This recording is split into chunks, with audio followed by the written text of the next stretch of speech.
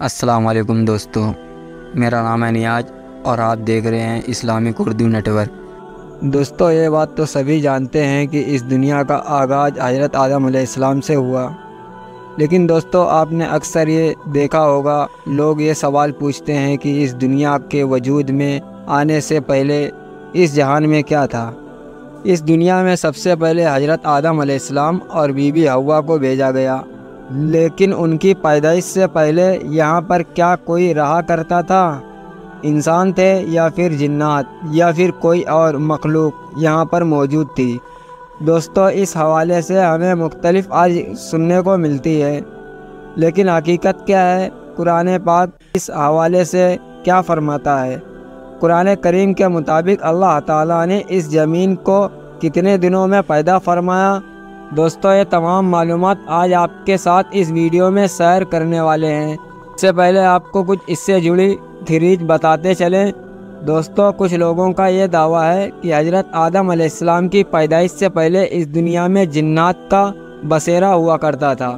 یہاں پر بڑے بڑے پہاڑ اور کچھ علاقوں میں میدان موجود تھے، اور جنات یہاں پر اپنی زندگی گزارا کرتے تھے، اور جنات کے خاندان اور قبیلے یہاں پر رہا کرتے تھے۔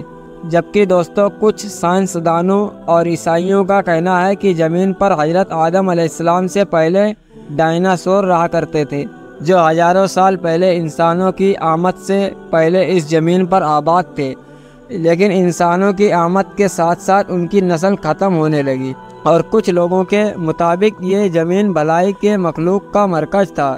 دوستو اس حوالے سے حقیقت کیا ہے، ہم آپ کے ساتھ اس ویڈیو میں شیئر کرتے ہیں، اور سب سے پہلے آپ کو بتاتے ہیں کہ اس دنیا کو اللہ رب العزت نے کتنے دنوں میں پیدا فرمایا۔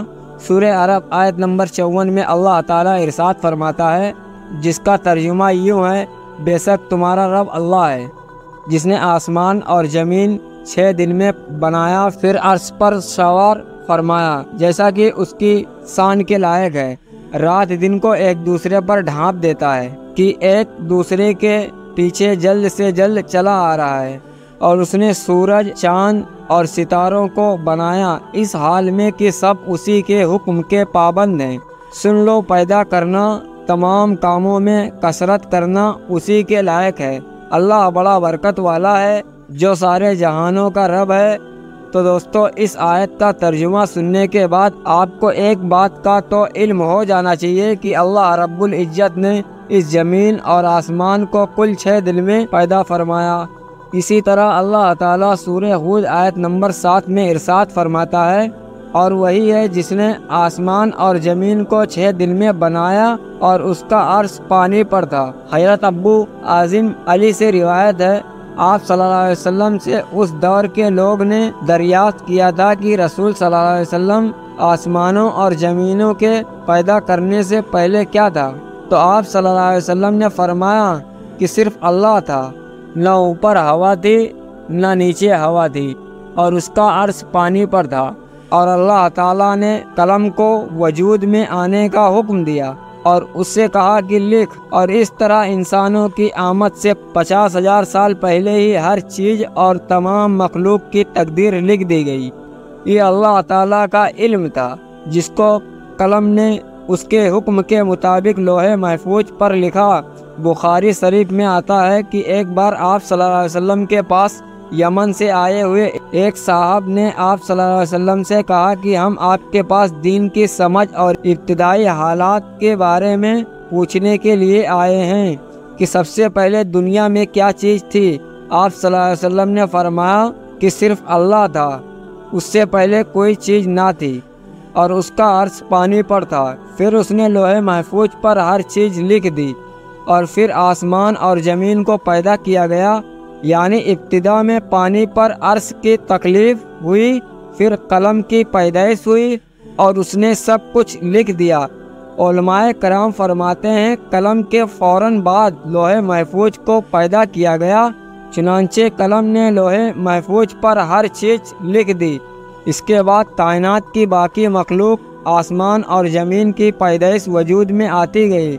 اسی طرح حضرت ابو ہریرہ رضی اللہ تعالیٰ عنہ سے روایت ہے، جب بھی کریم صلی اللہ علیہ وسلم سے دنیا میں چیزوں کے وجود میں آنے کی ترکیب پوچھی گئی تو انہیں میرا ہاتھ تھاما اور کہا کہ اللہ تعالیٰ نے جب دنیا بنائی تو ان کی ترتیب کچھ یوں تھی: ہفتے والے دن مٹی پیدا کی، اتوار کو پہاڑ، پیر کو درخت، منگل کو تکلیف، بیماریاں، مشائل، بدھ کو نور، جمعرات کو چوپائے جو زمین پر پھیلا دیے گئے، اور جمعے کے مبارک دن عصر سے رات کے درمیان حضرت آدم علیہ السلام کو پیدا کیا گیا، اور جنات کو 2000 سال پہلے ہی آگ سے پیدا کر دیا گیا تھا۔